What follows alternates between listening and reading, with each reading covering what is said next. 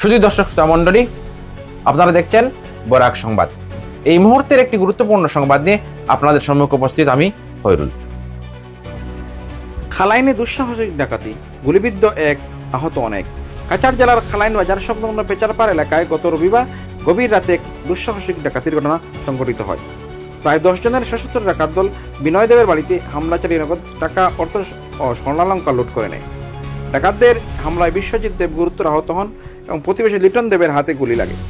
আতঙ্ক চড়াতে ডাকাতরা শূন্যে গুলি চালায় এবং পায়ে হেঁটে পালিয়ে যায়। খবর পেয়ে পুলিশ দ্রুত ঘটনাস্থলে তদন্ত শুরু করে।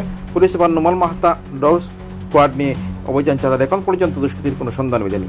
ঘটনা এলাকা জুড়ে আতঙ্কে বিরাজ করছে। দেখুন এই প্রতিবেদন।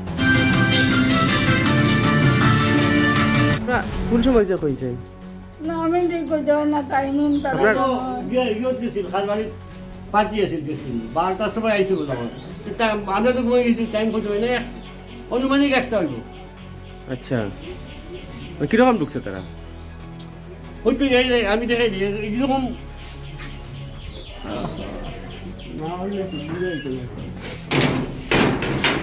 এখানে তালা থাকে কিন্তু তালা নাই, তালা মারা, তালা তো পাওয়া যায় না, তালা ভাঙলে কম শীতকারি তালা, শীতকারি এই তালাটা এই ভিতরে ঢুকে এখানে ভাঙছে, তালা তো পাওয়া যায় না, চাবিটা আমার কাছে আছে,